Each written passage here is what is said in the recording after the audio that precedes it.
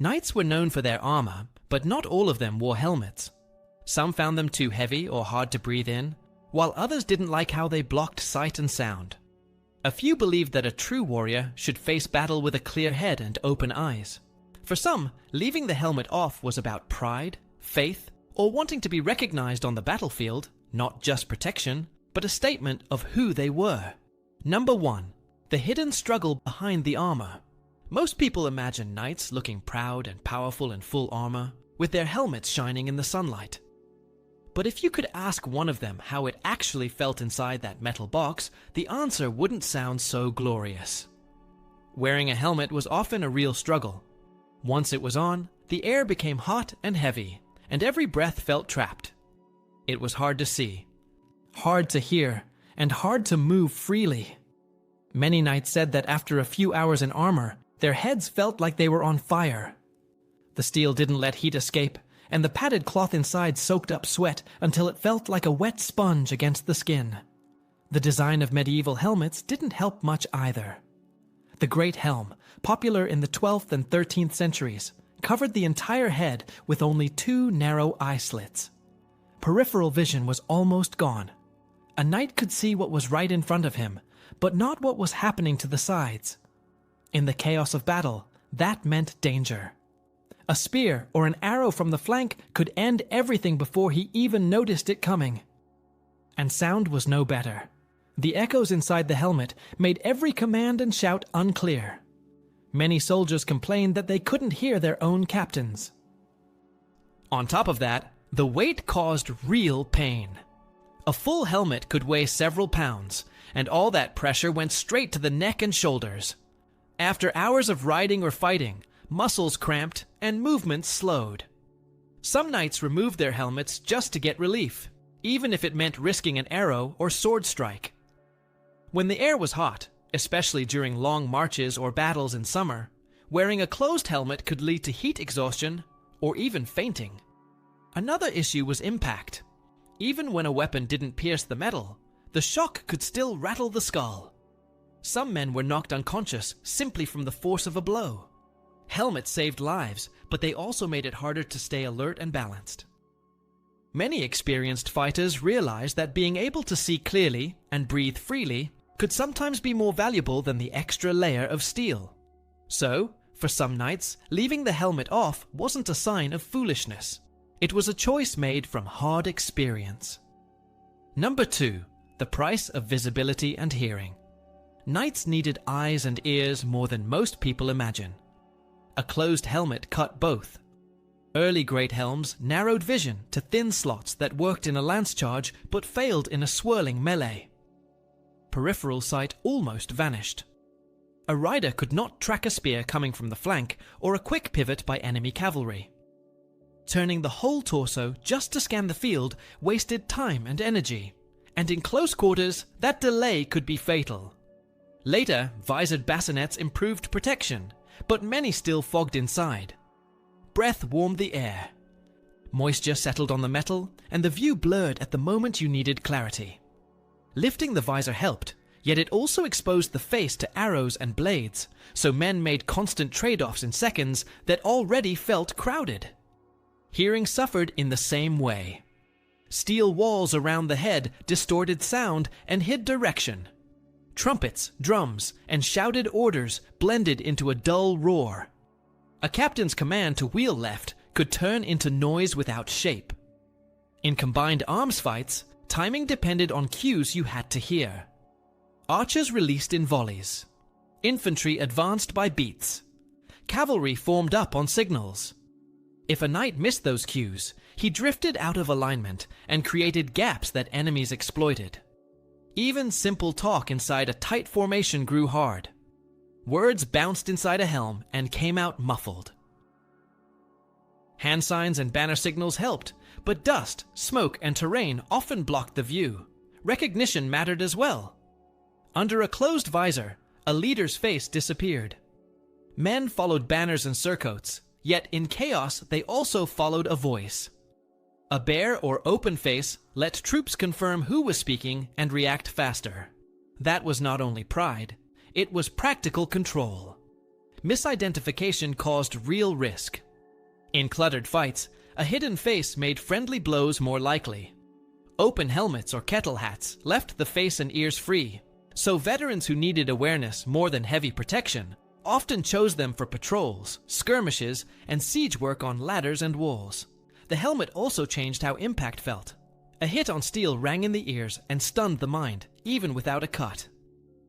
Ringing masked nearby threats and erased short bursts of sound that carried meaning. After a few hard strikes, hearing degraded for minutes. In that window, warnings vanished. Some knights accepted lighter headgear because staying oriented kept them alive. They preferred a clear view of the flank and a clean line to their captain's voice over thicker plates that isolated them. In practice, vision and hearing were weapons of their own. When the field turned fast and dirty, many judged that those two senses won more fights than another layer of steel ever could. Number 3. Pride, status, and recognition. Knights lived inside a world where reputation meant survival, influence, and money. A name carried weight on and off the battlefield. Many fighters wanted their faces visible because a visible face turned a clash into a stage where deeds could be seen and remembered. Chroniclers did not celebrate a sealed iron silhouette.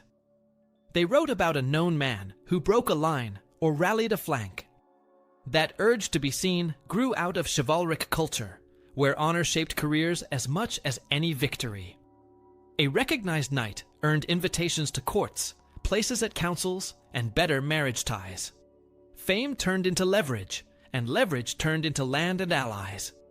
Recognition mattered during the fight as well. In the crush of men and banners, symbols blurred in dust and mud. Heraldic colors helped, but cloth tore and paint chipped. An open or partly open face confirmed identity when everything else looked the same. Troops moved faster for a leader they could see. A captain's uncovered face cut through fear better than a muffled voice behind steel. Soldiers followed voices and eyes more than they followed rules. When a commander rode past and people knew exactly who it was, lines held longer and charges started cleaner. Status also shaped helmet choices. Knights stood above common infantry in the social order. Many wanted to look like leaders rather than anonymous fighters. An open-faced helm or a raised visor signaled authority and confidence.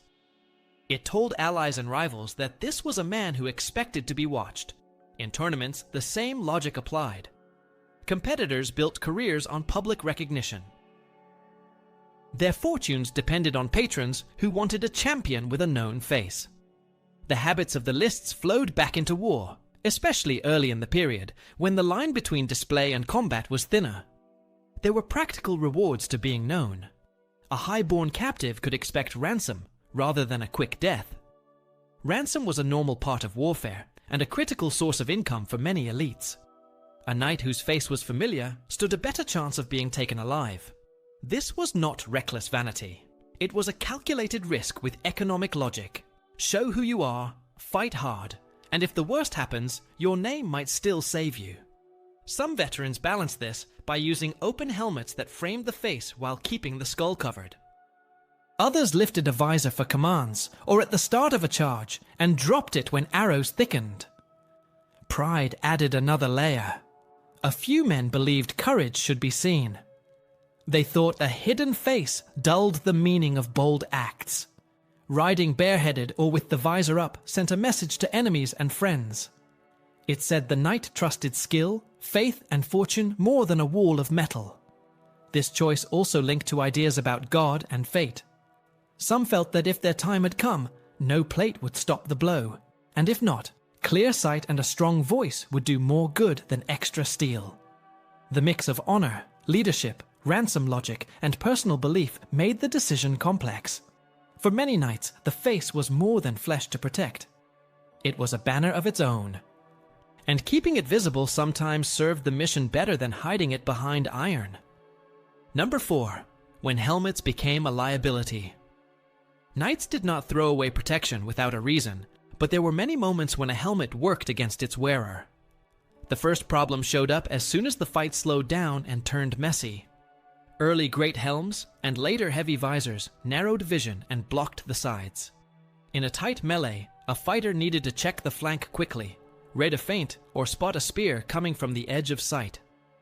Turning the whole upper body just to scan the field cost time and energy. That small delay could decide whether a man stayed on his feet or hit the ground. Breathing was the next issue. Inside a closed helmet, the air grew hot and stale. Padding soaked up sweat and held heat against the skin. On summer campaigns and in dry winds, the space around the mouth felt heavy. Headaches and lightheaded moments were common. A dizzy rider lost balance faster than an unarmored one. Heat also damaged focus. It is hard to read banner signals or catch a hand motion when your eyes sting and your head throbs. Hearing suffered in the same way. Steel walls trapped sound and turned commands into a dull wash. A captain's shout to shift left could vanish in the noise. Trumpet calls lost direction. In fights where timing linked cavalry, infantry and archers, missed cues opened gaps that enemies knew how to use. Communication down the line slowed, and once rhythm broke, it was hard to recover it under pressure. Impact felt different through a helmet as well. A hard strike that did not cut still sent force into the skull. Ringing in the ears masked nearby threats and erased short warnings. A second strike often landed before the mind cleared. Riders who took a heavy blow to the head sometimes lost the seat because the extra weight pulled them off balance as the horse shifted under stress. Terrain turned helmets into problems too. Mud grabbed boots and made footing uncertain. Climbing siege ladders with a narrow view led to slips and missed rungs. On walls and in alleys, a wide helm caught on timber or stone. In rain and snow, breathing holes clogged, and wet padding chilled the skin while still blocking airflow. Mechanisms could fail at the worst time. Visor pins bent, latches jammed. A stuck faceplate trapped heat and cut off water in a long fight. If a man fell, a heavy helm made it harder for allies to pull him up fast. On the other side of the equation, lighter headgear had clear advantages in patrols, skirmishes, and sudden charges. Kettle hats and open bassinets kept eyes open and ears clear. Veterans who needed quick reads of the ground and fast turns of the head judged that awareness beat thickness of steel in those moments. They also knew enemy weapons aimed for visor slits and joints. Bills and poleaxes hooked edges and pulled heads down. A helmet saved lives against arrows and heavy cuts, but it introduced hooks, seams, and blind corners that specialists learned to exploit. In short fights, the trade looked fair. In long fights, the costs piled up. Many knights chose to lift a visor or wear lighter options because staying cool, seeing the flank, hearing a call, and keeping balance often kept them alive when raw protection could not. Number 5. Faith, fear, and the symbolism of choice. Knights grew up in a culture where God, fortune, and reputation felt as real as iron and wood. Many believed that battles were decided as much in heaven as on the field. If God had written the hour of a man's death, no armor could change it. That belief did not make them careless. It shaped how they read risk. A helmet promised safety, but it also dulled the senses and hid the face. Some knights felt that trust in divine protection worked better when they could see clearly and speak to their men without a wall of metal. They wanted to meet danger with open eyes and a steady breath. For them, the choice to lift a visor or leave the head bare was not bravado. It was a way to act in line with faith and judgment at the same time. Prayer and ritual mattered at every step. Before charges and duels, men crossed themselves, kissed relics, and asked saints for help. Commanders addressed their troops with blessings and short speeches. These moments were stronger when faces were visible. A bare head turned a leader into a human presence rather than a muffled voice. Soldiers watched the expression of the man they trusted. They gauged his calm and drew confidence from it. Many captains gave orders with the visor up, then dropped it only when arrows thickened. The rhythm became a habit. Show your face to rally the line. Cover it when the sky darkens with shafts. In that pattern, the helmet worked like a switch between ritual and survival. There was another religious thread in the choice. A good death mattered. Men worried about meeting God in a state of grace. They wanted last words, confession, or at least a prayer said with clear breath. A stuck visor or suffocating heat threatened that final act. Knights had heard stories of men who fell and could not get the helmet off. They imagined choking, while friends tried to find a pin or a strap. That fear was simple and human. Some veterans kept their gear lighter so that, if fate turned, they could speak to a priest or a comrade and make peace with their maker. Judicial and honor duels left their mark too. In the older idea of trial by combat, God revealed truth through the outcome. The face of each fighter mattered because it carried identity and intent. Later, on open battlefields, the echo of this idea survived. A bare or open face signaled that a man stood by his name and his cause. Chroniclers loved that image. They wrote about knights who met danger without closing themselves off. These stories were not manuals. They were signals of values that shaped choices in real fights. Fear worked in more than one direction. Some men feared the arrow or the sword more than anything. Others feared disorientation, panic, or the loss of control inside a steel shell. Claustrophobia was not a modern word, but the feeling was old. A closed helm narrowed the world to heat, echo, and darkness. For some, that brought on faster breathing and a racing mind. In that state, a man made poor decisions. A few bad choices in close quarters ended a life quicker than a lucky cut. The simple act of keeping the headgear open calmed the mind. Calm kept the hand steady and the seat firm. Symbols on helmets carried risks of their own. High crests, bright paint, and rich fittings marked out important men. They also drew eyes. Archers looked for leaders. Enemy riders aimed for the figure who seemed to command. Some knights avoided tall crests or heavy faceplates because they did not want to be a target. Others flipped the idea. They rode bare or open-faced to project fearlessness and confuse aim. A plain open bassinet, a kettle hat, or even a mail coif blended into the moving mass. In the dust, that anonymity felt safer than a shining barrel with a colored crest. Ransom and mercy added another layer of meaning. A high-born prisoner was worth money. To be taken alive, a knight needed to be recognized. A visible face and a clear voice helped in the moment when a man chose to yield. You had to be heard asking quarter.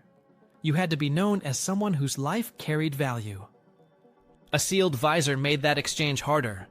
A bare face made it easier to catch the eye of a rival who preferred coin to blood. This was not only pride. It was a rational bet in a system where captivity could be a second path to survival. Even gestures on the field had encoded language. Raising the visor could mean parley or challenge. Lowering it could mean that words had ended and steel would speak next. Taking the helmet off to address troops or to accept surrender reinforced that language. People read these signs quickly. They needed no herald to explain them. In a world crowded with banners and noise, the face remained the clearest signal a man could send.